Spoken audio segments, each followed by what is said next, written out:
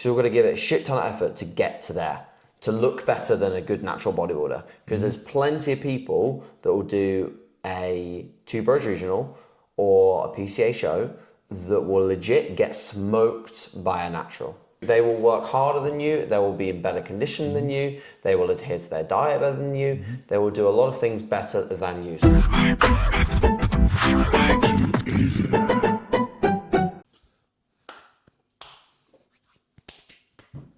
Hello. Hello, Alexander. Hello, Jack. And welcome to your home. Ah, yeah, it's my house. Welcome, guys, to my house. Hello. MTV Cribs. MTV Corner Cribs. That's all we're going to see in this feature-length episode. Yeah. This is the actual entirety of the house. It is. It is. This is where I work. This is where I eat, sleep, everything. There's a bucket underneath. Yeah. It's just tremendous. It's the life of an online coach. It is. A corner is all you need. The corner is. Yeah, it really is. It really is. Keeps the overheads down. Yeah, it does. It does. You know, it makes the business really quite efficient. The gym has everything, really. Like showers, toilets and shit. Showers, toilets, food. I don't need a place to store food. No. I just keep it all at the gym. Yeah. We do pot to gold, don't we? So the pot to gold, yeah. That's have you ever had a pot to gold? I've never had a pot of gold. You definitely have had a pot of gold, surely. I've had probably a handful of my time, and each time I'm like, this is terrible. This is awful. Yeah. But you keep eating it anyway. Well, I think that's like on my last case resort. I'm like, this is better than the protein bars and shit. It definitely is. It's they're like frozen. Are they frozen or are they just chilled? Frozen. They're frozen. You just heat them up and they cook themselves. So it's basically like a bodybuilder ready meal. It is, but it's just for people that haven't prepped their meals. But people will come into the gym and they'll buy like 20 of them. Oh, okay. They really like them then. Well, yeah, it just makes it easy. Yeah, I guess. No meal prep. Well, you could go into Asda and just get like microwavable rice and or ready-made chicken. Yeah, packs of chicken. That's it. There you go. And then you got a meal. Why does it feel like I'm dead naming you when I call you Alexander? I think no one else calls me Alexander. You're probably the only one that has ever called me Alexander, and you do call me on a frequent basis, which I have no problems with.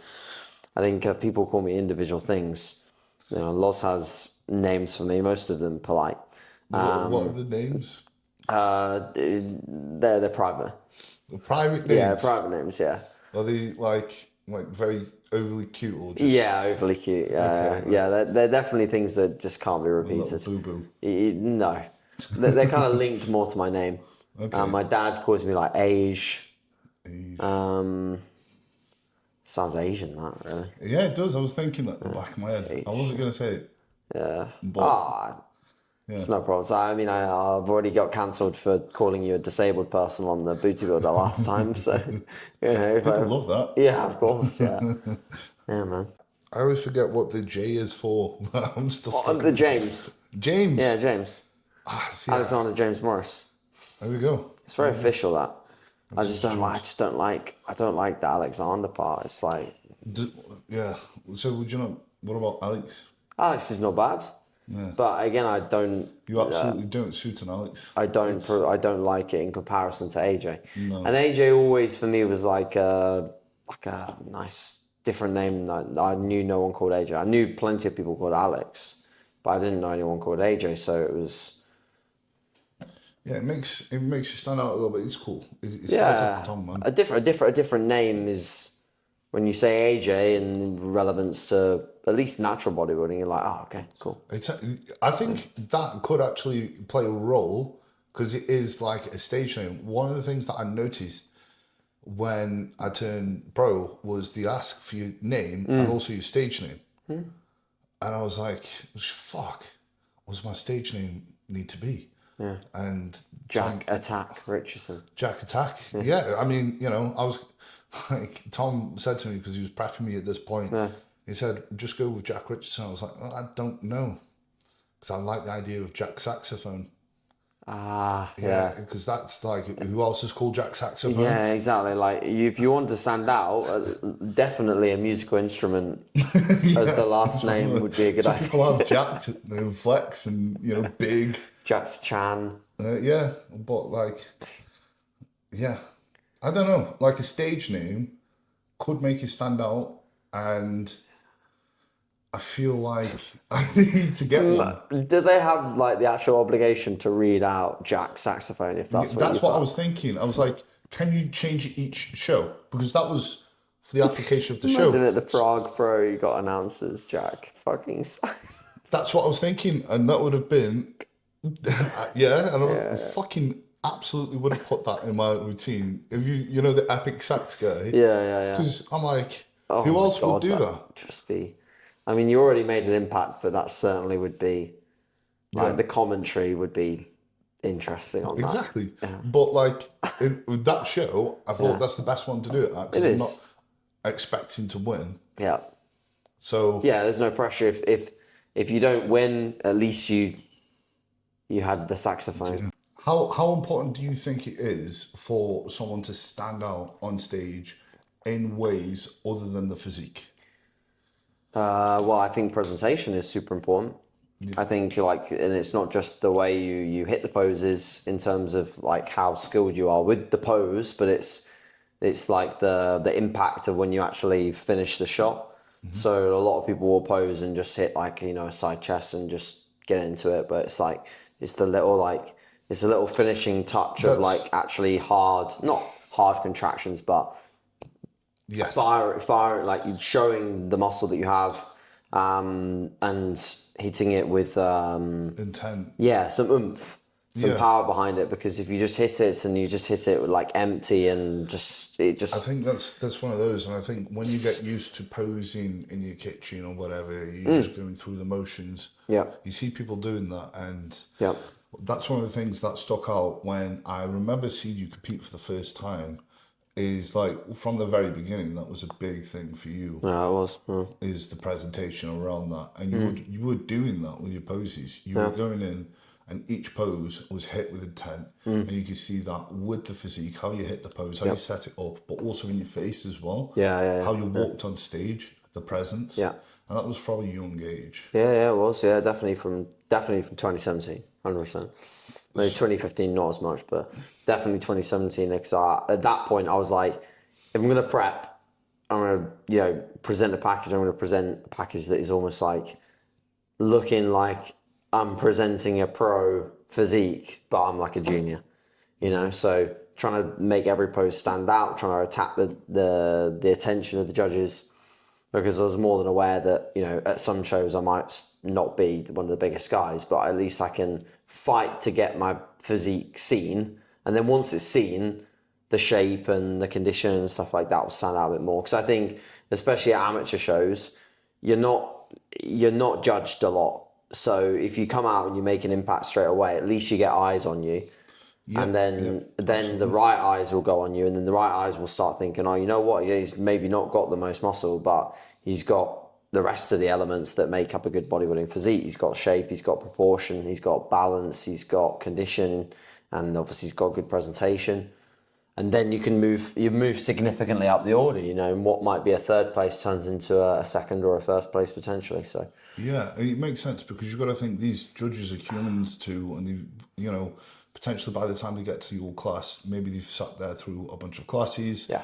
And the judging, there could be like 10, 15, 20 individuals there, and if they've not seen you before, and you're a first time competitor, and they're not aware of you as an athlete, so they don't have that awareness when you jump on stage to actually go and check out your physique. There's got to be something there to play to the subconscious, and I do think that is important with judging, because overall, most of the time they are objectively trying their best to judge the physique. Yeah. But it is hard to actually take into account every physique equally. I mean, there's been shows that I've been at, and I've done the quarter turns that have been sent back, and as I've posed, I've gone from like the third call out to the first, Yeah, yeah, And I remember, I've done this, I've had this from experience where I've gone show from show and I've posed maybe not so confident, or I've been a little bit more lax with it. And then when yeah, I've been more aggressive with it, yeah, especially when in my head, this was like probably a defining thing for me that really solidified this, was when I was actually going for the pro card in the overall. yeah. I just became more and more aggressive, and we were neck and neck. And my physique, You actually want it. yeah, and I was like, That's I'm a big thing as so well. fucking close. Yeah. I'm so, like, I could smell it. And Yeah. when I got moved in, Yep. and I got moved in the middle, I was like, okay, cool, more aggression. And then I got moved out of it. I've never felt like that on stage, because I was like, I tasted it, and I was like, it felt like I had it pulled away from me. Yeah, yeah. I know what you mean. I know what you mean. And I was like, this is like, I don't know when I'm going to get this opportunity again and be this close. I just got to fight for it. And Yep. the feedback from that was my physique was getting better as I was doing that. It's even just a case of like I said, it is just wanting it, because you've worked so hard, the diet, the cardio, the posing, the 20-week prep, whatever. And you see a lot of people on stage and they don't even fucking look like they want to be there. No, that's... Genuinely, they're just like, because that's where people get confused about the performance element in bodybuilding. They think there's not a performance element. There is a performance element. The performance is displaying your physique, yes, with the posing that you've practiced and stuff, but it's actually being a competitor and actually wanting to beat the guys or girls that are next to you. That's where people definitely go wrong, is that they don't have that oomph on show day. And also, I mean, you're also tired, you should be a little less tired by the time that you get on stage versus maybe a week out, but you're still tired. And that's where I have to definitely pump something into my athletes, is I'm like, I don't care. I don't care whether you're tired or not. You have to go up there and you have to work for it and want it, because you've got to think about how much you wanted it when you were like 15 weeks out, 20 weeks out, or even in the off season when you wanted it and you were like super amped and pumped about it. If you put yourself in those shoes, remind yourself of that desire and passion that you had then, when you had more energy and more food or better, better hormonal profile, and put yourself in those shoes, and then you have no regrets. So that was a perfect example of that for you. To be honest, it's interesting you touch on that, because it is interesting that obviously when you get to the stage, you're in this sort of emptied state, and you're sort of zapped out, and it's hard to have that same intent, to keep that same fuel there. And I suppose that's what is great about bodybuilding within itself. It's like, it is truly the test of who wants it the most. Because if you still want it at that point, when you feel numb, when you are numb to everything, and there's still that burning desire, like, I fucking want this, and then you go round after round after round, you still want that the same, and there's not that budge. That is really showing how strong your why is. But that's one of the things that I found was great when you were coaching myself, was each week you were reminding me of that why. And what was going into it and what it meant. And, and even subconsciously, that's just going to carry you through to the stage. And I think that is important from a coach's standpoint, to actually drive that home. With the clients, it's not only just making the correct changes to keep them moving forwards, but it's to keep the mind in check, because it is a performance thing. And a big part of performance is psychology. And if you don't have the right psychology on the day, maybe you don't hit the... Because I remember a show, and I swear that when they asked me to do this last pose again, and I was close, and they were like, the front double. And I was like, I don't think I hit that with the intent that I should have. And I feel like that cost me. And I feel like when it's close, it gets to that point where it's like, who does want it more? Are they posing the same as they did in the first round? Big time. Makes a big difference. It does make a big difference. It's quite, like you say, it's hard. What are the key things that keep, because you coach yourself. So what keeps that there for you? Honestly, thing is, like, my own desire always is there. I I also have the awareness now. I mean, not so much when I was younger, but I have the awareness now that I have to lead from the front, so I want to be an example. I know that there's going to be 10, 15, 20 of my athletes in the audience when I'm on stage. I want to fucking bring it. There's no doubt about it. I want to show them what is possible. I want to show them that I'm leading from the front. But that's not just what happens on stage in terms of the package. It's how I present myself throughout the whole prep. It's being a fucking good coach the whole time, delivering the check-ins on time, delivering them with passion and not just being a robot. And then it's also like, being able to still put out content, being able to still be strong in the gym, all of these things that I tell my athletes to do.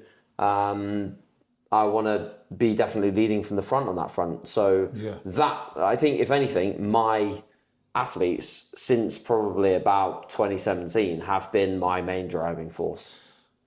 I can resonate with that. Yep. Especially from the last prep with doing it myself. I was like, shit, I'm posting my own shit now. Yeah. People know I'm prepping myself. Yeah. If I post and it looks like I'm fucking this up, not only my own athletes but potential athletes, they're gonna see that. Yeah, and they'll understand like that it's a different set of circumstances when you're coaching yourself. But you're right. If you're not achieving, they will see that and they will think, "Are his processes right?" Blah, blah. Yeah, for sure. It makes sense. That was one of my incentives behind doing that. It's like if I keep posting that and say the truth behind exactly what I'm doing and I'm spelling it out. Yep. That keeps me objective. Yeah. That keeps me moving forward. So that does make sense. Yeah. So alongside the athletes, obviously you've been doing this for a long time, and you've been doing it with a large amount of intensity for a long time from the start. Yep. What keeps that intensity there? What keeps your why there? Is it a consistent why, or does it evolve and change over time? Or is it just the same why from the beginning? I think the why has probably changed a little bit. At first, when I was starting coaching, like 2014, 2015, a lot of the why was like just purely building the best like coaching business I could build and having an income that was going to allow me to live pretty comfortably, from the coaching. So don't get me wrong, like I'm not purely financially driven, but I was setting a lot of financial targets and I wanted to hit them via coaching a certain amount of people and being a really well-known coach in the UK. And I wanted to be ideally viewed as one of the top natural coaches in 5-10 years. That was definitely the goal when I started out, 2015. That probably lasted all the way up until 2023, when like in 2022, 2023, I had like outstanding years with clients, outstanding years with turning people pro, outstanding years with winning British titles, putting 17 athletes all in one go over the UK FBA finals in one show weekend.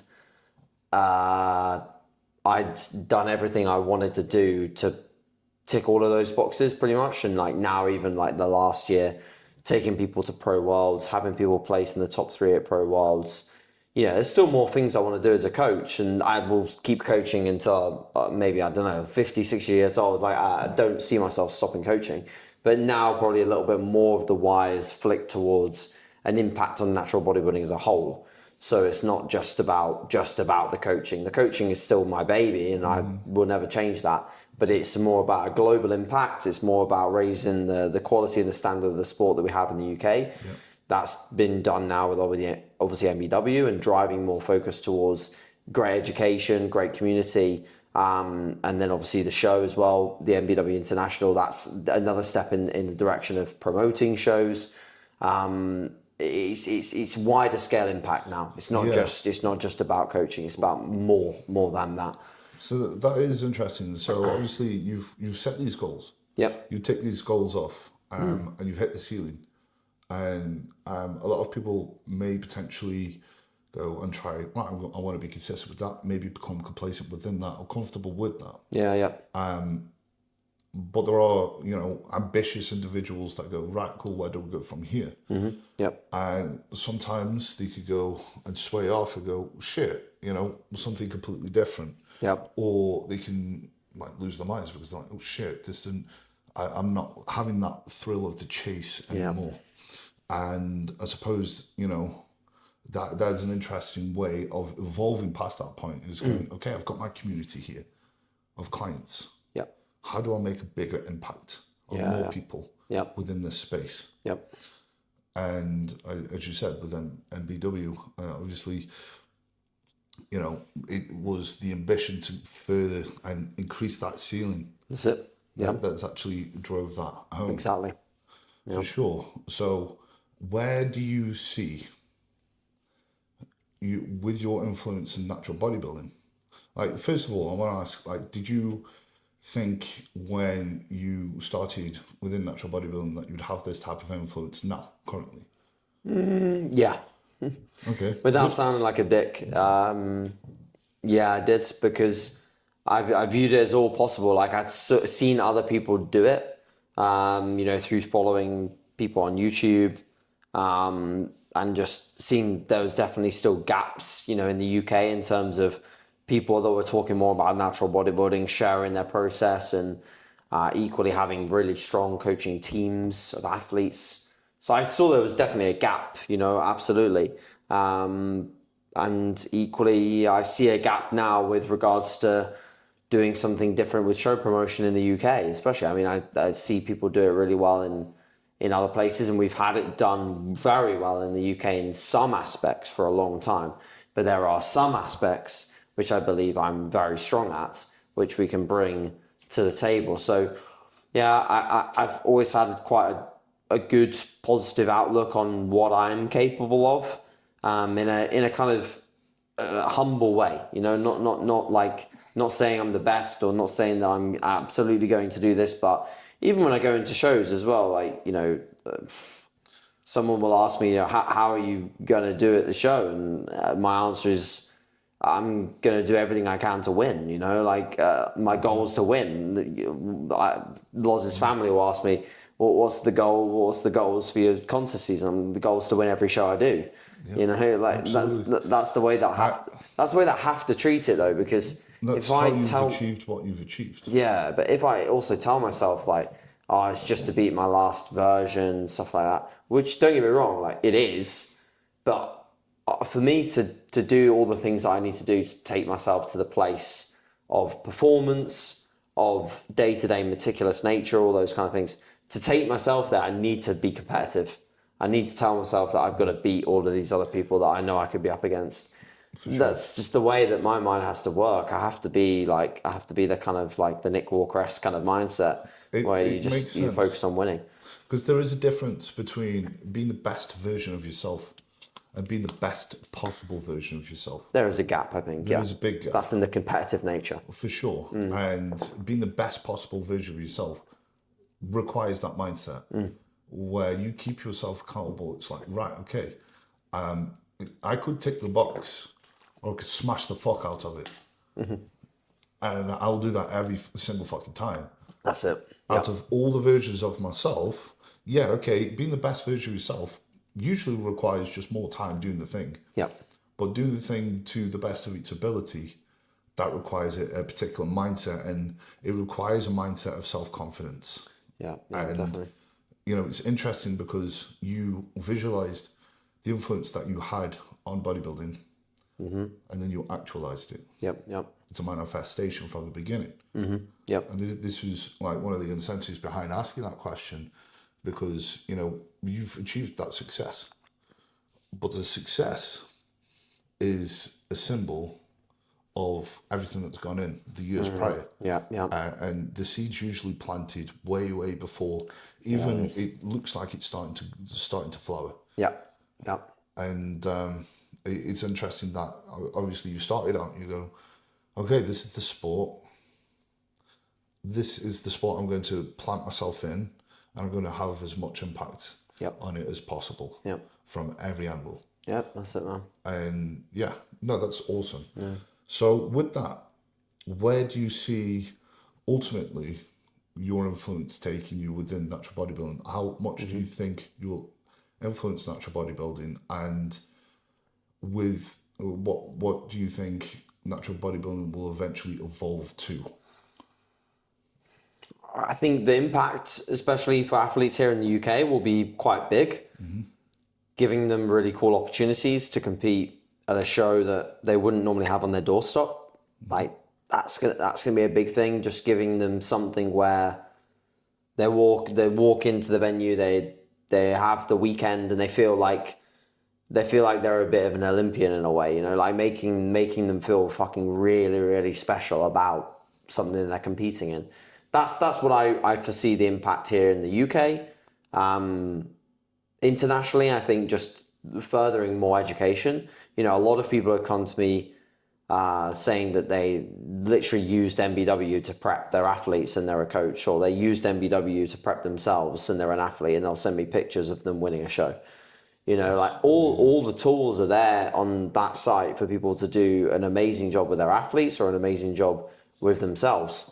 So the impact that is having is great. The impact that it's having in terms of putting out what's also possible within natural bodybuilding, because we have some of the best, you know, natural bodybuilders, in my opinion, both female and male, that are really good role models to show what's possible.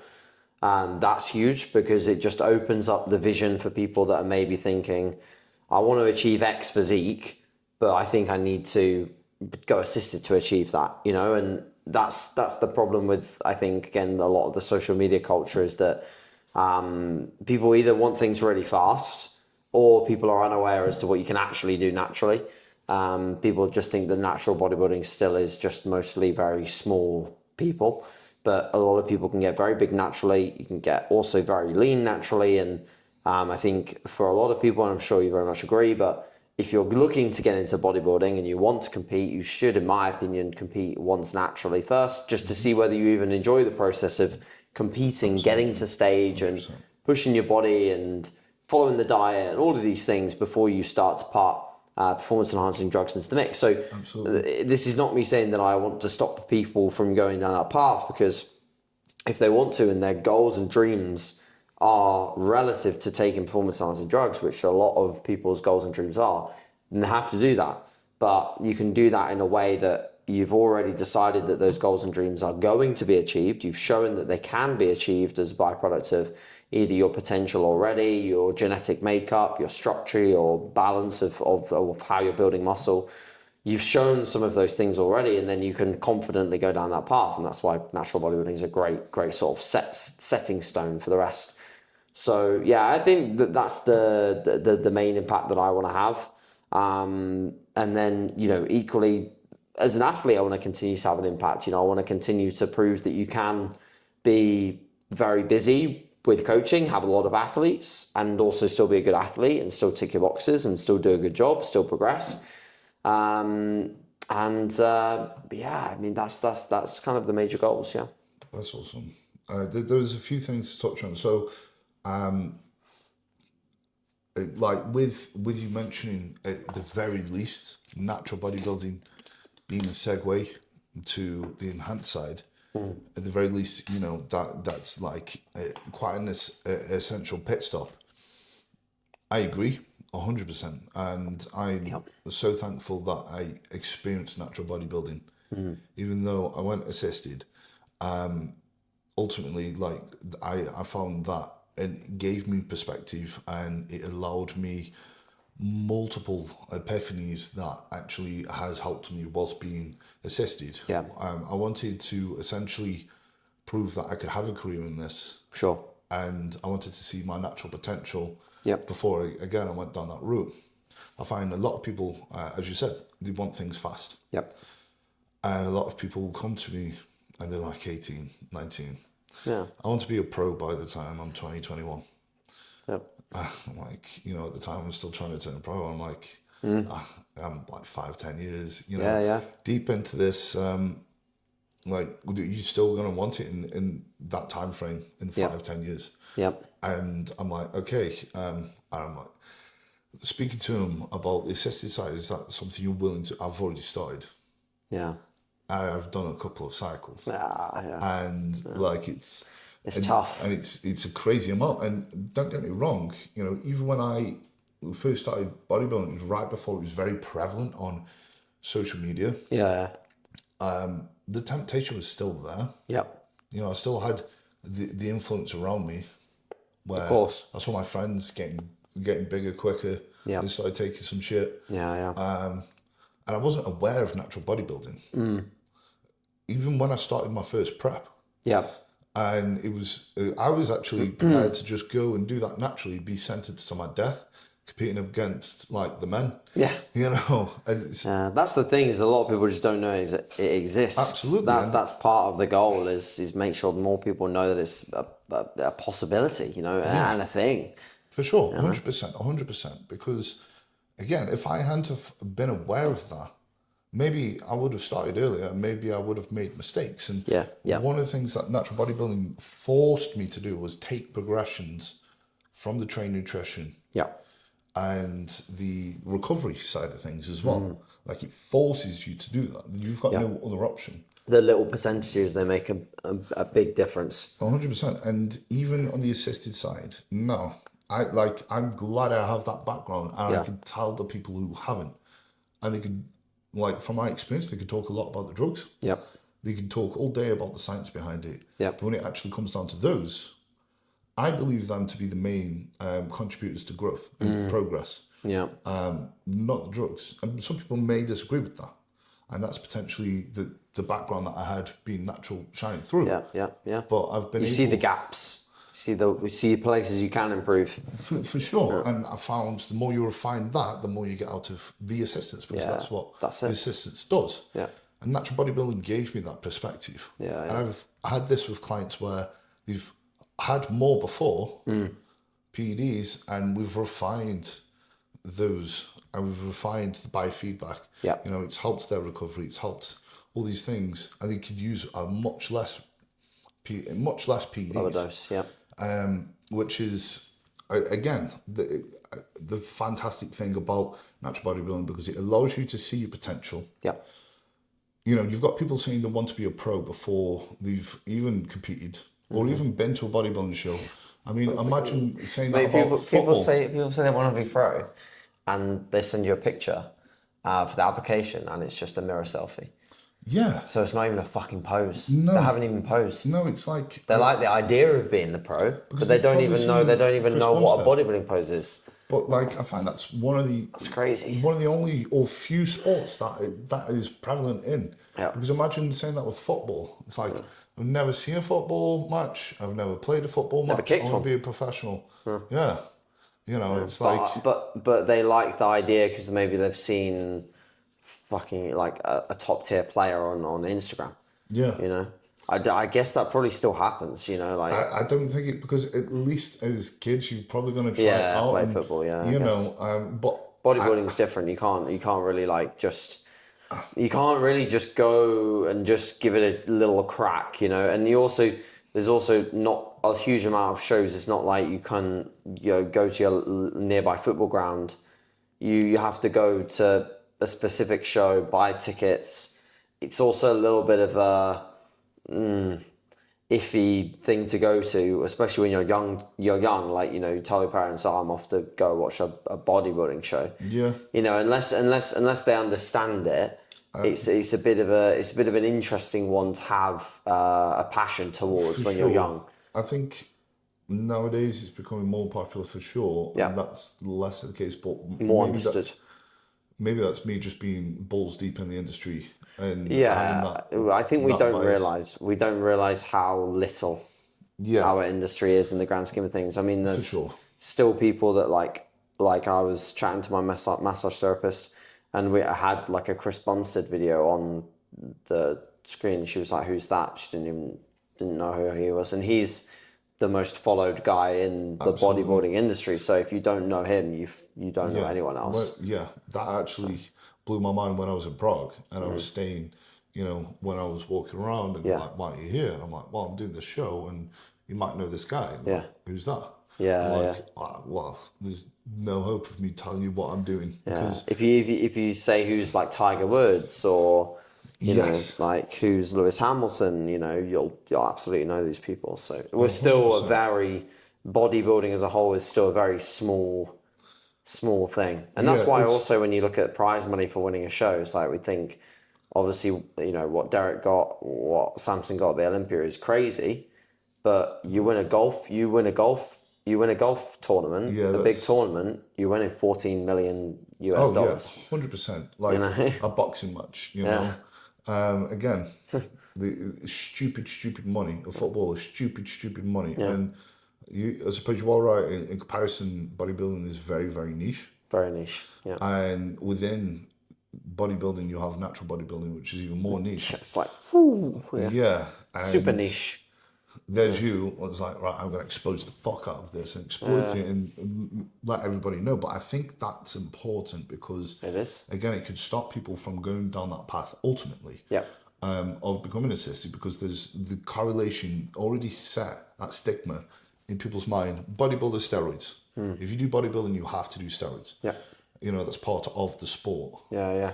And that's like, this is what I love about natural bodybuilding is that's the option. There's the option you don't have to, and also it's still a fantastic sport. A lot of fun. Yeah. Because there's so many great physiques. I remember seeing Rich Gazeki compete, and I remember going to I had the luxury of going to the Worlds and seeing the people like Samwat and Yeah.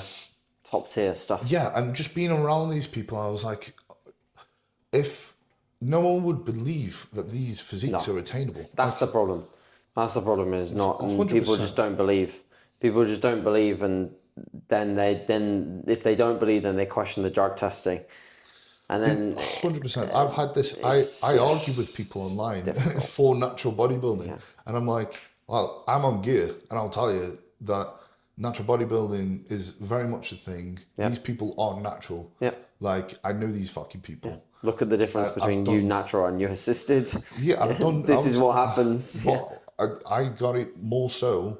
Accused of steroids more so when I was natural than assisted. Yeah. Maybe because I was like saying, I'm on it now, and people are like, okay, cool. Yeah. But when I was saying I wasn't, all I had really was, well, I have these tests. Yeah. You know, like I say, now, if there's anyone wondering, these tests, like you try to pass a lie detector test, try that. And, you know, I've finished the show and I've been made to pee in a cup straight after the show with someone watching. You try to pass these tests, and when you're a pro, they will also do that randomly. Yeah, you can do it out of season, yeah. Out of season. It needs to be more, needs to happen more, For and it sure. needs to be more published. Yeah, because I Tests think need to be that's going to published. take away the stigma Yeah. and actually help natural bodybuilding grow. Yeah. Because We are starting to do it. It's getting there. sure. It's getting there. And people people, disbelieve. well, when they fail, that's the big thing. Is when people fail, that needs to be posted online everywhere. Yes. They need to be outed. They need to be like the INBA, PNBA have like a hall of shame, which is like where people have failed. But you know, realize. like people do get caught, and funnily enough, like when people get caught, it's often a big fail. You know, it's often not a small thing. Sometimes people get caught because of smaller things that they've made mistakes, and they've been unaware of it. But most of the time, the true cheaters, you can also tell. Because when you start to build an awareness of what a natural physique looks like, I can literally tell from the moment I get an application whether someone is actually natural or not. The only thing I can't is when someone's used something by maybe a mistake or previous advice, and they've used it for a very short window of time and then come away from it. That's the thing you can't really tell. But you can, whether or not that's going to even be picked up on blood work and things like that, or urine tests is by the by. We can argue that all day. But you can tell when someone's been proactively chasing performance enhancing drugs for a while. They have a certain look to their physique. You know, the androgen receptor sites are blowing up. You know, like more traps, more delts, more just a certain roundness to certain muscle groups. So yeah, and I mean even like the use of like lipolytics as well. You can again somewhat tell in the look. For sure. You also could just look at someone Honestly, I think you could tell someone's lipolytic use if they use them by looking at their heart rate measurements during prep. Yeah. I honestly think if you got access to someone's Oura ring data for a prep, you'd be able to tell whether they're using lipolytics or not. Or All day. Or maybe they're just on shitloads of caffeine. Yes, they could be. You'd have to be having a lot to replicate what you get from like using lipolytics. I mean, yeah, like there's nothing that's going to replicate like 120 fucking milligrams of. Yeah, like 65 kilo girls on like 60 beats per minute upon wake. You know, like my waking at the moment is 39 beats per minute. That's like you're almost dead. Yeah, exactly. That's like fucked. Yeah. That's fucked. So, yeah. But that's also another thing that I do appreciate about natural bodybuilding, and I will say this throughout the longevity of my bodybuilding career, is natural bodybuilding will always have a special place in my heart because of how I entered the sport. Yeah, man. Yeah, big time. Also, again, I think it's excellent for the sport to have that choice because it mitigates drug abuse. Yeah, yeah. Not just PEDs. Like you say, but the fat burners. Yeah. Sleepers. Yeah. As well. Yeah. You know, people go down that Psalms as well. Psalms, absolutely. Yeah. Which, by the way, is the most common fuck up of people that Psalms and peptides. Those are the two things that people still do not understand, cannot be used. Yeah. I mean, lipolytics is a big one as well because people still think you can use Clen and Clen Natural, which is a whole different topic of discussion. But the Psalms and the, what was the other one that I said? Peptides, yeah. So the Psalms, because the way you can access them, or used to be able to access them as well. Just over the counter. Over the counter, yeah. Testosterone booster branded kind of products. Like the amount of people that have made that mistake, or even coaches have prescribed it to them, and then they've come to me and they've said, look, like I know the banned substance list, I've learned it, I've developed an awareness on natural bodybuilding, and I know that I can't take these things, but I took them in 2015 or something, or I took them in whatever, and they carry that same 7 to 10 year ban, Yeah, which is a long fucking time for someone to have to wait, but they have to wait. 100%, and it's that's one thing that I always mention. It's like if someone chooses Psalms, I'm like, why? Because you need to admit that you are going to be assisted. Yeah. That is, that is the brand. No, you are an assisted individual. Yeah. You will never be able to compete naturally. And some people are like Psalm, whatever. Yeah, I'm still a guy that will try to influence people to compete naturally first. Yeah, smart idea. Yeah. Again, especially if they have long-term goals as well within the sport. Yeah. I'm like, before you actually put yourself on drugs, because quite often when people start PEDs, they do not come off. Yeah. They get addicted to it. Yeah. That's still an addictive substance. The psychochemical response, Yeah, for sure. And it's I feel like it stops drug abuse.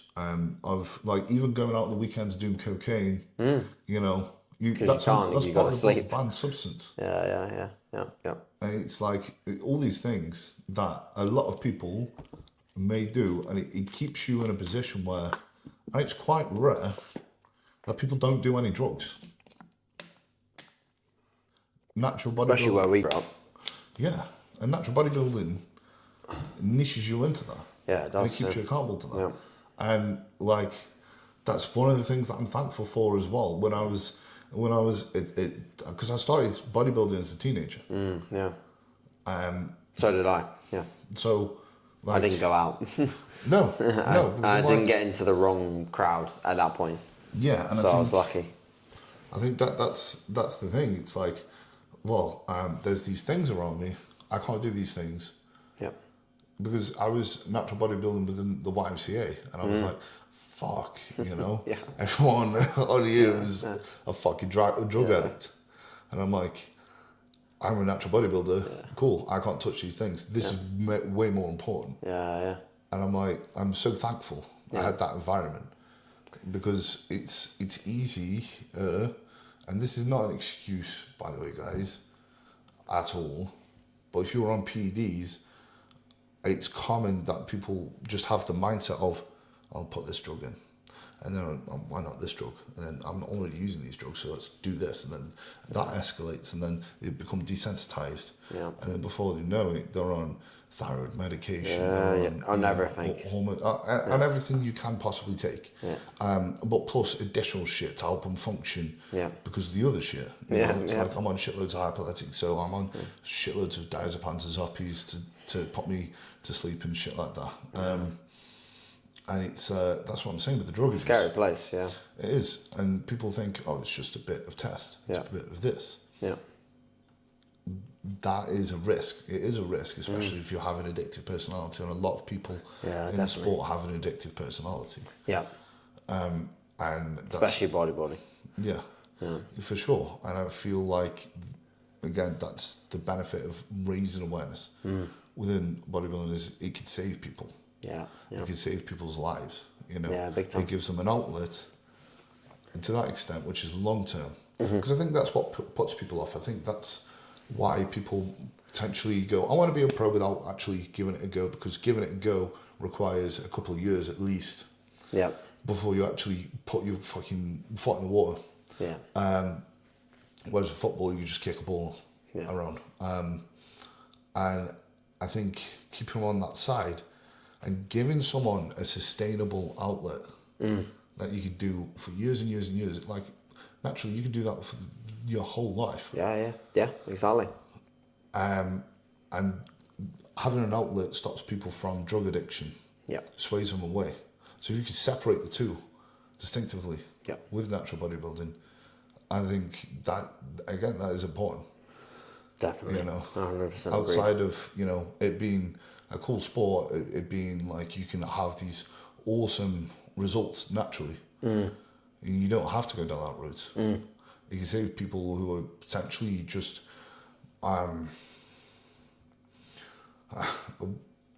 predisposition to drug addiction. Yeah. You know, just with how they've been, I don't know, born, how, like just their mentality, the environment, or culture. whatever. Exactly, for sure. And I feel like that is, again, especially doing it younger, that keeps you accountable to not falling down that. I feel like, as I look back retrospectively, the trajectory went nicely because it allowed me to focus on a sport. Yeah. The recreational side wasn't a thing that distracted me from that. Yeah. Because that was banned. Yeah. And I wanted that. Yeah. And I knew if I was to have that, I would have to give that up. Yeah. And that one night of fun was never worth this that I've already put years into. Yeah, definitely. And then by the time I came ready to make the decision, I was mature enough to. Yeah, do you think that's been the biggest thing that's helped you now with being assisted and, you know, having obviously maybe perhaps when you first went assisted still an environment which maybe wasn't perfect. Do you think that it's just the maturity that's been allowing you to stay on the straight and narrow on that front? For sure. Again, I think it was the me initially starting with natural bodybuilding that's allowed me to, because like one of my big things is, right, how can I get the most out of as little as possible? What's the best way to mitigate drugs, you know? And it's through that, I'm like, okay, I don't have to be using this thing. Yeah. Like on my last prep, a lot of people are like, you have to use trainer on a prep. If you want to be a pro, especially, it's like almost attached to the prep. You've got to use trainer. Take train to win. Yeah, exactly. I was like, no, that doesn't suit me. That doesn't suit my brain. I know I have an addictive personality. Right. And how does that make you feel with a trend? With so I believe, and this is a lot of it's anecdotally from coaching. Yeah. I've looked heavily into just neurodivergency, The pathway and stuff. and also the trends that I see within people, within myself, and I feel like people who are neurodivergent do not get along with that. Right. And there's diminishing returns. Okay. And that's one of the things that gave me that aha moment of actually using less drugs. Yeah. Because when I did that prep, I was using Tren. I was not sleeping for weeks, and I was using Clen, and I was taking more stuff and getting weak as fuck. Yeah, and losing muscle. Yeah, like fuck. And I was like, fuck me. I'm now small. I'm now small, and I've taken more than I've taken, and I'm on these things that are very potent, but I'm not sleeping. You know, I have these massive bags under my eyes. My face looks off season. I remember, yeah, it was fucked. Yeah. When I picked you up for that show, for the Two Bros, the Race at Rumble, I remember looking at you like, what the fuck? You looked like orange in the face, but then black under the eye. Yeah. It's like 100%. Your face had got like a tint of yellow. And that got worse because at that point I was having some sleep. Yeah. But when I say I was having no sleep, it was go to bed, stare at the ceiling, and think of an acceptable time, the earliest I could get up to start the day. Oh mate, that's no fun. And wait it out, and that was for days and days, weeks, and that turns you even if you're already feeling crap. If you then can't sleep, then that turns you into a very, very, very bad mental place. Because very bad. I was already going through some shit then. Yeah, I remember. Yeah. And this came after that. So that didn't cause this. This just came after, and that actually added it on top. And I was like, okay, I can't sleep. I can't actually take my mind off this shit that I'm going through. I've also got a lot of stress, and this is added to it. And I'm on Tren. And I'm like, I've taken a small bit of Tren in the off season prior to that point. Okay. A small bit. When I say small, 50 milligrams. Okay. Which people have run up to like a gram, which is silly. Jesus. Very silly. Yeah. Like, no need. But even then, I could feel that in my system. Yeah. And this is why I say I'm very sensitive to It's like a foreign invader. Yeah, I could feel like, you know, but it didn't affect me to that extent. And the issue is, people told me that's a placebo. Yeah. I'm like, right. I don't know, because I can feel every single time the same thing. Yeah. And if I'm not thinking about it, I'm thinking about it being a placebo, and it's still... Yeah. That's what also, another benefit of natural bodybuilding is like how aware it makes you of your body. Because like when you go for a natural prep and you feel like the libido change, and then you feel like the libido come back and the energy come back. Yeah. It's like you understand basic physiological shifts that are still not healthy, but they're a lot fucking safer than chucking a load of crap in your body and then suddenly starting to feel a certain way and being like, right, this is how I'm going to feel if I'm assisted. 100%. And then you become accepting of that. And that's a big problem. Again, because some people will blindly take drugs and they won't be aware of that. They're like, I'm fine, I'll just put more drugs in. Yeah. And when I was on that trend with no sleep, in my mind, I was like, I'm not joking you, I don't even know if I told you this. Probably not. The last couple of weeks, I literally locked myself away. Yeah. It's like, I don't want to speak to people or see people or whatever, because I can't trust myself at the moment because there was a difference between trying in the off season a little bit or just the irritability of prep. This was my first assisted prep. I was like, this was not irritability. This was me being I couldn't help but snap. That's not good. But I would realise straight after, I'd be like, oh, sorry, I really didn't mean that. They're like, it's okay. I'm like, no, it's not. Even though it wasn't me like trying to rip heads off. Sure. I was like, no, usually I can put a lid on that. Yeah. And I couldn't, and that's scary. So I'm not going to. Because if that gets worse, because some people will deny that. I was already very conscious, like, I'm on trend, I'm going to be susceptible to act this way. And that's how I can negate, it's like, I'm on prep, I'm going to be susceptible to be irritable. Yeah. But having no ability to help that and snap, and I'm like, okay, that's so rational. I was like, whilst I can recognize this, I'm going to lock myself away. So ultimately, I was like, I need to find a way not to do that. Yeah. I want to bodybuild, but I don't want that. Yeah, definitely. Because at that time, that was 200 milligrams of Tren. Okay. Which, you're getting up there, but that's, for some people, potentially looked at as moderate. Okay, right. It's definitely brain dependent, person dependent. And if you've got ADHD, the tren is neurotoxic to the point where it will prompt you to have ADHD symptoms. If you're exposed to it long enough, if you didn't have ADHD, you would eventually get it. So if you're neurodivergent, there's some people I'll be like, I could tell, I'm like, from the past when you've told me about it. Yeah, just knowing them as a person. Or knowing them as a person before they've even touched you, I'm like, you can't use this. Yeah. I've taken people off trend and I've seen more results. I've taken people off certain drugs, certain compounds. Yeah. I've seen more results, and they're so attached to it. And you've had coaches who know all the science behind drugs, and they can talk all day about it and speak within jargon. And the scary thing is, they just oversee the recovery. Yeah. And I'm like, you're not looking at what that's what you're on about. You know, this physiological change and this awareness. Yeah. You know, my sleep should be okay until maybe a couple of weeks out or something, because I'm a bit nervous. That's it. Yeah. Like if your sleep's fucked and you're like, 6 weeks out, or you're literally not sleeping at all, and it's not just interrupted, that's massive. Big and that's, problem. And it's like, this is the important thing. If you aren't sleeping, you're not recovering. You're only as good as your recovery. It does not matter how much drugs you take or how little food you go into. Yeah, you will not be making progress. You will not be keeping the muscle. You will not be, be able to build a muscle in the way that you want to if the recovery is not there. And people overlook that. And big time. This is where I was like, my last prep, I was able to get away with.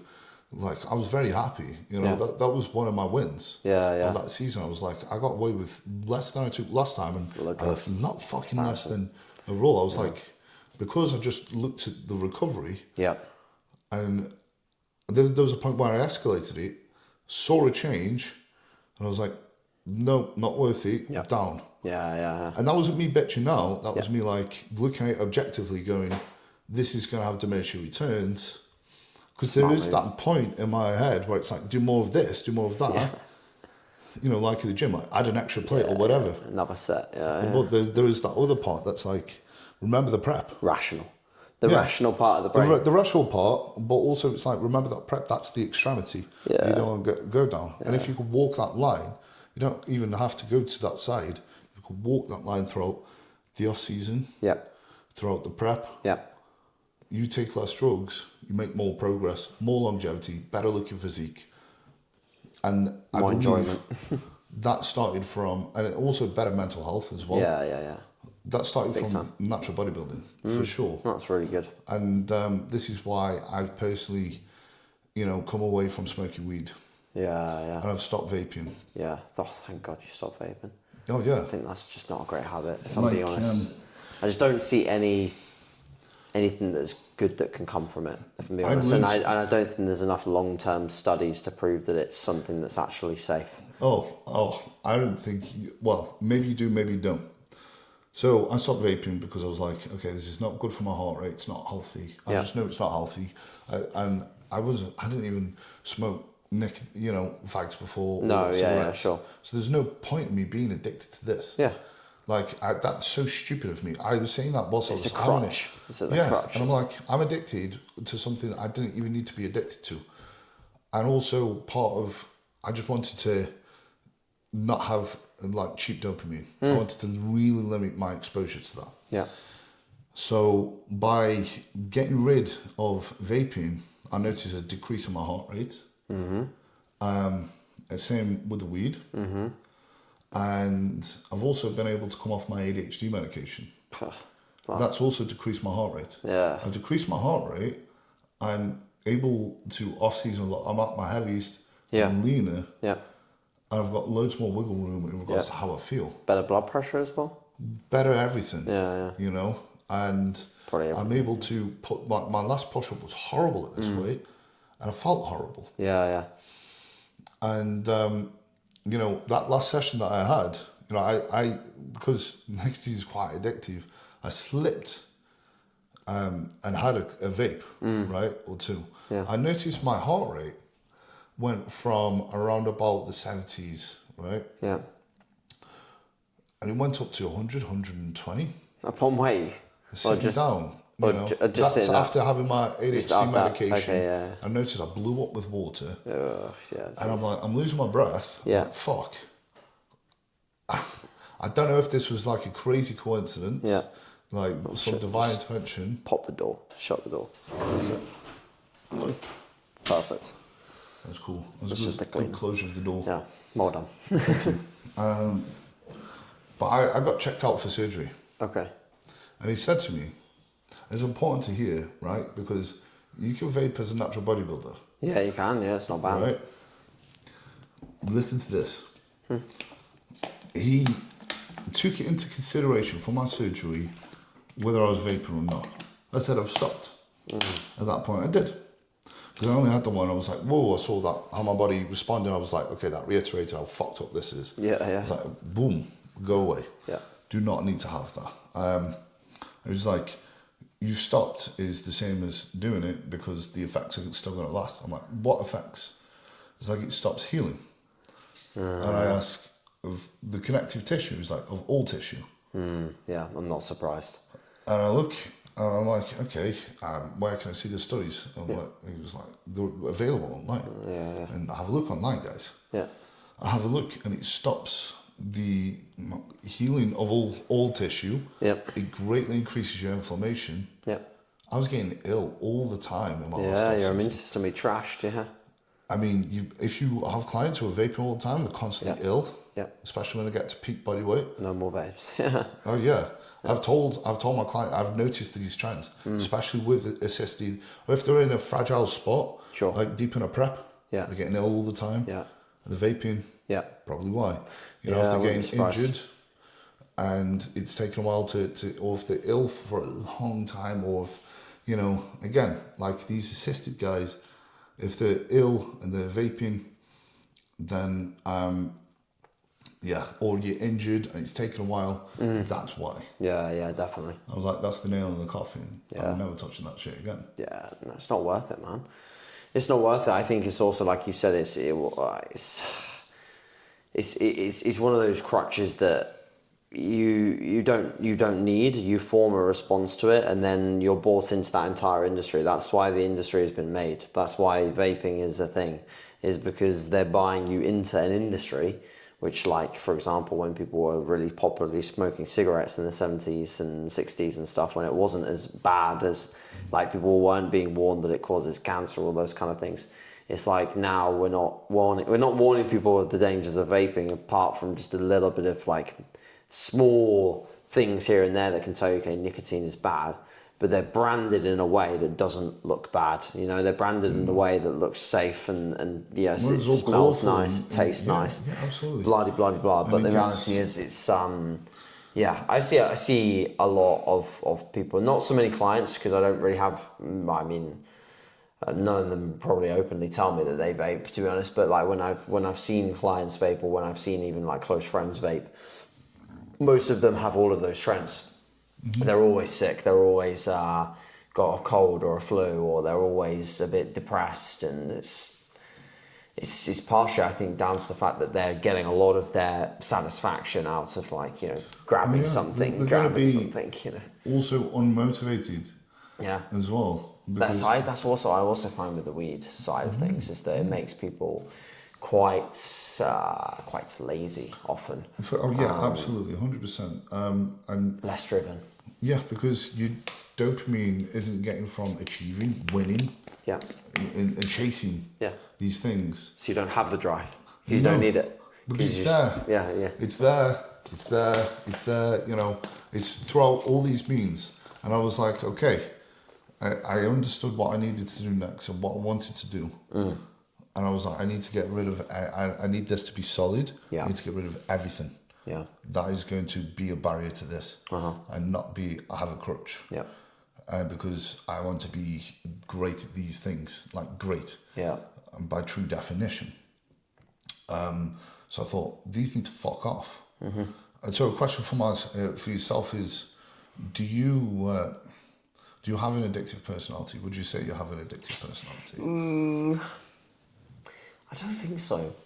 I think I'm addicted to progression, and like winning. So yeah, in a way, yes. But I think I'm very lucky that I think the addictions that I have formed have always been positive. I don't think I've ever formed like a negative addiction. I think I have some like very mild like OCD kind of habits as well, which are very much relative to being a bodybuilder. It's like because bodybuilding gives you that like, right, you do this here, you do this here, you do this here, and like from the age of like 15, 16, I've been doing this here, this here, this here. I drink out of this water, I eat with this fucking spoon. You know, when you have all of those things and it's like that's your expectation of your day. If you come into the kitchen for your last meal and your bowl that you normally use for the last meal isn't there, it's like, you're like, what the fuck's going on here? You know, it's those little things that make you a bit of a different person. But I actually think that makes you a better person, not a bad person, not a worse person, because it gives you... It's habits. It's habits in it, but it's a formation of good habits. It's not bad habits. So the structures of my day, the way that I work, the way that I... try to progress in every shape or form has all been good things. Thing that it probably doesn't help me with is perhaps a little bit of balance, in the sense that I do look at periods of my life when I've tried to progress the business, and I definitely have lacked on seeing my family, you know, or like saying yes to going out to a coffee with a mate because I'm working, you know, like I'm doing this. Like it's been so good because it's been allowing me to get to the position I'm in. But like now Loz sometimes has to remind me, it's like, you've worked your absolute arse off to get to this point. You know, you can have X amount of money away in the bank or whatever, like whatever that's even for, because I don't even know what it's for. But like whatever that, you know, the financial benefit of growing your business has done, you got to at some point enjoy it, you know? You got to at some point have some fun with it. And like whether that's, you know, going on a holiday and taking a week off work or something, which I've not done in like 4 or 5 years. Yeah. You know, like I understand that. I that's the thing that I do struggle with, because the way that I view it is that I love what I do, you know, and I want to keep moving forwards, and I want to keep progressing, and I want to keep helping people and bringing on new clients or doing something different with the business. And that's what drives me. But at the same time, I do want to have experiences, you know, and I see the value in, you know, having those things, especially with you know, Loz, because that's something that you can't really replace that. I mean, No. You know, so and time is, you know, you only get a certain amount of time to do these things, you know, so. Absolutely, and that's the difficult thing. And you are right, it's the addiction, obviously, when the pursuit of going up in this sense, and then you can be blinded by things outside of that. But that is, I suppose, the trade-off to success. And it's there's always going to be a trade-off with everything. Everything has a trade-off, because too much downtime is the trade-off. You know, you don't have poor business. Yeah, exactly. Poor check-in times, like, all those things. What type of success do you want, and what type of balance do you want outside of that? Yeah. And obviously, you're an individual who is not wanting to be successful just within coaching. Yeah. It's within other aspects as a bodybuilder, as you know, as a businesses. You know, and that's the difficult thing to balance around that. Yeah, man. And it's hard. I suppose that's the hard thing to justify when you've spent years going, I need to do this, and you've actually gone to a point where, okay, no, this is the point where I was like, I needed to get to. Yeah. And you're like, what do I do now? Still got to the minds. Yeah. I understand that for sure. Yeah, it's an interesting one. Because I remember watching a podcast. It's with Chris Williamson. Oh, I like that guy, yeah. Yeah, and he was like, that's a type A person with a type B problems. Like, they're super motivated, but they don't know how to chill out. Yeah. Because they're so used to that. Yep. And a lot of people will sympathise with type B people with type A problems who, you know, they just can't motivate themselves to get off the couch or whatever. Yeah. You know, they're too successful and they can't actually enjoy their own success. They can't sit on the couch at all. Yeah, they can't. And that is an issue. Yeah. Because I suppose that is an addiction. Yeah. Because that's what's made you feel alive, and that's what you've known life to be. But with that, obviously, you know, it's interesting because you have put it in a good way. You've put them into positive outlets. You know, even with the business side of things, you've been able to still progress within that. Sure. So has that been a conscious thing to not sway off, or has it just come natural to you to go, right, I'm just going to carry on doing this or find new ways in this avenue? Have you ever looked over there and gone, like, for example, have you ever been tempted to take gear? No. No. No, flat out no. When I started training, perhaps, because the biggest guy in my gym, I knew he was assisted and I knew what he looked like and I thought he looked fucking incredible. You might know him actually, Nick Bostock. He's coached by Jake Watts for a long time. He's an IFBB Elite Pro. Yeah. Okay. You'd know him if you searched him up. He's also, funnily enough, he's also a very successful guy. And like, he was probably, whether he knows it, he definitely won't listen to this, sorry mate. But, he's probably not listening to bodybuilding podcasts anymore. But he was like one of the first guys that I probably had as like kind of a role model in the fitness industry and bodybuilding industry. And the fact is, he was also like an incredible business person as well. Like he drove like a Lambo, and he had like a really nice family, and he was also a fucking cool dude. Like he helped me. He like for my first ever prep, just as a natural, he just came into the gym, like private gym, just to help me with my posing. You know, gave up his own time just to help me out. But yeah, like probably one of my first like I want to be like that kind of moments, you know, especially within bodybuilding. So obviously before that was like I want to be like this guy in motorsport. So yeah, I mean, what was the question again? Have you ever been tempted by gear? Yeah, the gear question. So probably apart from him, which was like 2013, 2014.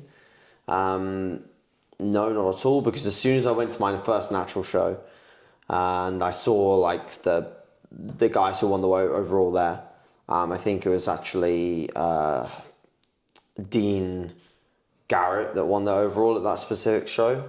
And then there was also a guy called Jamie Bishop who won one of the weight classes, and they were both really solid, like very grainy, detailed, similar height to me, very inspirational physiques. And I was like, no, like that's the level of muscle that I'd be happy with, you know, if I look like that at some point, which I think I'm pretty much getting to that point now where I look similar to those guys in some shape or form, then I'll be content with that. And then, to be honest, like I always want to be bigger and better, and I think there's obviously levels to natural bodybuilding now that are even far beyond what it was 10 years ago. But still, the potential you have to get to a certain level of strength, the potential you have to get a certain level of condition, those are still things that I'm more than content with, you know, and I don't have the desire to be that much bigger and that much stronger by going assisted. I think, you know, sometimes it does get me thinking, okay, what would I look like? You know, how would the structure look with a lot more muscle? But then I also think, like, you know, there's no reason for me to do that, because all of everything I've built is upon the ground, the foundations, the layers of my entire makeup of business and life is like natural bodybuilding sits at the bottom. So, and that's been the same way since like 2017. I viewed that as like, no, you got to build everything on top. Natural bodybuilding is the base. Okay. Yeah. Let's build. So from the beginning, it was natural bodybuilding, not bodybuilding. Well, I see natural bodybuilding as bodybuilding anyway. So you know, I see it all as the same thing, just on stage within the drug testing. That's the only difference, you know. But bodybuilding is bodybuilding. That's fair. So you haven't been tempted. No, honestly, no. Obviously, the beginning, which is actually awesome. What advice would you give to someone who is tempted? Just educate yourself as much as you can. I think the big thing is understanding, the big thing is understanding what you actually want from being assisted. So if you just want to be bigger, and if you want to compete on stage and you don't want to look like a natural bodybuilder, you want to look bigger, you've still got to give it a shit ton of effort unless you have really good genetics. You still got to give it a shit ton of effort to get to there, to look better than a good natural bodybuilder. Because there's plenty of people that will do a 2 Bros regional or a PCA show that will legit get smoked by a natural. Not being a dick, but you will get smoked because they will work harder than you, they will be in better condition than you, they will adhere to their diet better than you, they will do a lot of things better than you. So you've still got to work. The top guys, even if you don't have great genetics and you go down the assisted route and you do tick all your boxes, you will look significantly bigger and you will get into really good shape. Naturals will still get into the same shape, but you'll look significantly bigger than most naturals. You still could get beaten by a top tier genetic natural. It's potential, like you could. It's happened and it will continue to happen because some of the top tier naturals, people don't believe that they are natural, but all you have to do is understand when Ronnie and when Kai and when Sean were natural, they looked like as far away from natural as you could possibly expect. That brings me on to my final topic of the whole discussion, which is realize that if you want to be on the Olympia stage or you want to be, competing for pro wins, you've got to have some fucking serious genetics. You've got to have some serious genetics. You're a great example of genetics that, in my belief, this is not me blowing smoke because Jack's here and he's one of my guys, but I knew from day one that you had the genetics to potentially do something like that, and you proved that by winning a British title within your first year of competing. You smoked people, and in some shows where you didn't win, and I thought maybe you should have been higher, you also smoked a lot of people. So it's like you've been smoking heats on bodybuilding for a while, and that's the reason for you to chase down the goals to go to the Olympia. All you have to do is go to a natural bodybuilding show and realize the gaps between the guys that win and the guys that are coming 5th and 6th, or the guys that are outside the top 5. That's genetics. And then if you understand that, then you'll understand why there's people like Hadi, Derek, Samson, these top 5, top 4 Olympians that by all shape and forms are light years ahead of most other people. Yeah, genetics plays a massive role. It's also time as well. It is time, if you want to get to the top of the assisted game or the top of the natural game, you've got to bleed for it for a long amount of time. And you've also got to refine your approach. Yeah. Drugs cannot mask things. And whenever I see that happening in a show, it leaves the opportunity, like a natural could just set the example of, right, because I've done all the stuff right with nutrition, training, recovery. Yep. And you have not. You've just relied on the drug side of things. Yep. You've left the door open for me to win. Yep. And I've won. Yeah, definitely. Genetics definitely play a role, for sure. Now, I remember you having the goal of being a WNBF pro. Is that still the goal? Has that evolved? Has that changed? No. Do you still have the same emphasis on bodybuilding as the start? I still want to win every show that I do. That has never changed. The whole goal of that pro card has definitely changed because the guy that I respect the most in natural bodybuilding, Lee Kemp, doesn't affiliate with them anymore. So I go wherever he goes. So I support wherever he supports. He's been the guy that's been behind me, helping me, guiding me in a lot of ways, helping me through difficult spots in life, let alone bodybuilding, mate. He is that guy. He is that guy. He's that second father figure for me in a lot of ways. He gave me one of the best introductions to bodybuilding I could possibly give. Big time. He's an incredible guy. Yeah. Top tier. So wherever he goes, I go. So I do his shows. I do shows that fall around that. I want to win everything that I do. This year I probably will dip my toe in some other things federation-wise, which he's supportive of because he's now part of an alliance that called the DFBA Global, which is really pushing the inclusion of athletes to be able to be allowed to do what they want to do. But there's still some things that I won't do because of the way that things turned out with him and other people in the past. And that's something that we both have a mutual respect for each other towards. And that's why also he respected me enough to pass me the international show this year, because the international show that NBW is running is essentially what was the UK DFBA internationals, which is run for the last like 11, 12 years. Yeah, that's big. So yeah, it's a big responsibility, and it's something that I'm going to nail it, so that's where I'm at with my own journey.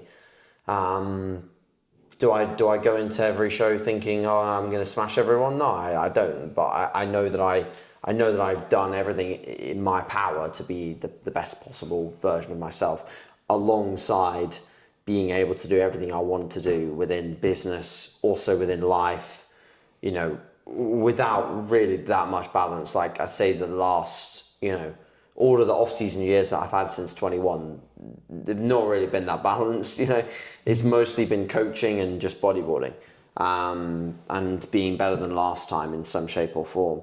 So it's that's where I'm at as an athlete. Do you have a cut-off point for bodybuilding? No, definitely not. I think it depends how this year goes, really. I'm, what am I now? Coming into 10 weeks or 11 weeks out, 11 weeks out this weekend. I've really enjoyed this prep, really enjoyed it. I've prepped in a different way. I've prepped starting lighter. I've had a lot more time to get the job done. I'm, pressure. Yeah, I've, pretty much probably 1 or 2 pounds away from matching 21's condition, and I'm already about probably 5 or 6 pounds leaner than I was on stage in 2020. Do you feel? I feel great. I feel like sleep's amazing. Training performance is fantastic. Yesterday as an example, I did 5 plates for 10 on the Cybex at the end of the leg session. And at the end of my last prep, I wouldn't even be able to do that for 1 earlier in the session, like one fucking rep, because I was so trashed from the amount of expenditure I was having to do to keep the rate of loss up. It was just fucking my legs. My legs were just so down. Like I look back at pictures, I'm like, dude, like, yeah, your legs are detailed, but mate, you just literally shagged away all that muscle that you had on them, Which is a big one, because you can you can give everything to an off season and then fuck it all in a prep by shit all the muscle away. Poor fatigue management, and just also trying to be greedy with the amount of time in the off season and going, maybe I should just prep sooner. Yeah. And then that allows you to keep the muscle better. Yes. And then actually you can see the fruits of the off season, and instead of pissing away like 6 months to a year of an off season, it's crazy. You for the sake of a few more weeks in it, have a few more weeks of dieting. And that makes sense. So, so I don't think there's a cut off. No, I think I'd like to bodybuild until I'm about probably 40ish. I think that's wicked. Touch wood, I'm going to be able to bodybuild in the way that I want to bodybuild up until that point, but there has been more obstacles that I've had to face in the last 2-3 years with like niggles and injuries than I had when I was a lot younger, definitely, which I've been able to work around, no problems, but I'm just aware that I think there is probably a shelf life on the way that I train. I think next off season, there is going to be some things that I might look to adjust a little bit in terms of slightly higher volume, perhaps some sets that are slightly further away from failure, perhaps some less chasing of certain loading on certain exercises, but accumulating more total work rather than just focusing on just getting as strong as possible. I have to go down that route at some point. I have to, even look at some of the biggest naturals. Some of them aren't that strong. Some of them have been as strong at points, but there is always a point in that athlete's career where they've had to go down the route of more cumulative work, slightly further away from failure, slightly safer. Don't get me wrong, like an RIR 1 or 2 is still fucking balls to the wall set, and you're not going into the set with like, I'm leaving 1 or 2. You're just not taking the stupid reps that... You're not taking the 50-50. Yeah, that would kill you. Like, you die for those reps. That's fun, yes, but there's a time and a place, and I think I'm getting to the point now on certain movements, certain exercises where it's even like my programming now, like putting hacks, like but back into the sessions, It's still hard and heavy, but it's just smart. And I think I need to do more of that in this next off season if I'm wanting to step up in muscularity and not just hit walls with recovery capacity and niggles. Yeah, that makes sense. Yeah. That's strange smart because obviously you are at a point where, again, like there was a point where you were probably doing 2 plates on a hack and going to failure. Doing 5 plates and leaving 1 rep in reserve is still probably going to be a lot fucking harder. Yeah. Especially if I did 2 sets, you know? Yeah. 2 hard sets, or working up to maybe at the end of a block 3 hard sets, you know, that's fucking hard. You've had doing to cumulative work. Pay dues to get to that point, and it's again still probably harder training than you years ago, just dying for giving what you could give. You could give more now, but giving more now probably means that... Got to build it first, though. Yeah. That's the thing. It probably means that you're going to fuck yourself in your longevity, and you've got to earn the right to obviously get to that point and drip down. So, my last question for yourself. Tremendous. Someone set this in. What advice would you give to someone who is always thinking that ready for stage and they wanted to step on stage for the first time? Was it Phil Heath that sent this in? I think it was Ronnie. Ronnie. Right. Yeah. Cheers, Ronnie. Okay, so I think ultimately you at some point have to get on stage. I know literally there's one guy that I used to work with when I was doing PT, and he was big, he's really big, but he always just did like a mini cut, a bulk, mini cut, a bulk, mini cut, a bulk, and then he'd always be like, I'm going to compete in like 2015, I'm going to do 2016, I'm going to do 2017. Yeah. Guy's still not stepped on stage. Yeah, we're at 2025 now. And I know that he probably would have done fantastically well had he just not done it and like experienced it. So I think there has to be a point where you just have to go for it. You know, you can extend it all you want. You can keep going in through multiple different off seasons, but there has to be a stage in time in which you just have to like go right. I'm going to fully send it. One, because I think that the experience is important. Learning from your first prep is key. I learned so much when I competed as a teen. I competed twice as a teen, junior, and then I've competed now twice as men's open. I learned something new every single prep, and it set me up for a better off season in terms of being able to think critically about my process. So I didn't just get complacent about doing the same thing. I tried to tweak things, get better, improve a body part, whatever. So it allows that, and then also I think at the same time, like it really ultimately teaches you whether bodybuilding is something for you or not, you know, and you can just say to yourself like, right, I just want to bodybuild, because you can still be a bodybuilder and just go through bulks and cuts, just not step on stage. You're still bodybuilding, you're just not a competitive bodybuilder. Yeah. And you can at least then say to yourself, right, I don't want to go all the way to the stage. I just want to just bulk and cut, and then that's fine. You can stick with that. But until you've experienced it, you just don't know. So give it a shot. Anything, really. You don't know how it's going to turn out. Yeah, man. And at the same time, there's the first prep's lovely because you don't have any pressure. You shouldn't have any pressure. No. The first preps that don't go well is when people say that they want to, win every show that they do and take a pro card, and you will see that online. You will see the 0.1% of people that get to do that. They do their first prep and they go into their first show and they win an overall. That is the 0.1%. You've also got to realize that there is an element of luck involved in that. Yeah, I know it is hard work and genetics, but if you could get a season which is really competitive, and you can get another season which is not that competitive. And if you happen to be your first timer and you do your first season, or you do your first couple of shows and you win a couple of overalls, they could just be like, I'm not being a dick, they could just be weaker lineups. Yeah. And then the expectation for your first prep, watching that from the outside looking in, is like, I want to win all the overalls. But then you could also turn up and there's 5 mini Ronnie Colemans in your class and you come 6th. So the result element is always like, if you get the result, awesome, well done, great work, but like nothing can take away the fact that just achieving the process of getting on stage is a massive box ticked, massive achievement within itself. It's very rare that people compete and can actually do that. There's people that win straight away. couldn't if they tried. Yeah, definitely. And that's an achievement within itself. But AJ, absolute pleasure. Pleasure, man. Appreciate you having me here, and it's always good to shoot the shit. It's a pleasure, yeah. I'm excited to push, to do the pushing. Push tomorrow, just as a caveat for anyone. I mean, I'll give the caveat tomorrow, so I'm sure you'll probably bring the camera tomorrow, won't you? But you know, I'm AJ's very strong. I'm 160. I'm 162 pounds. Expect big things. Jack is tomorrow. Jack is 290 now. 390. 319 pounds, 0.2. So there's going to be some strength discrepancy. AJ is pound for pound the strongest bodybuilder. Oh God. Not even natural bodybuilder, just bodybuilder. Just bodybuilder, pound for pound, the strongest body. I'd be worried if there's many assisted guys like 160 pounds. I think they got the assistants a bit wrong. Yeah, maybe some women's physique people, but not bodybuilders.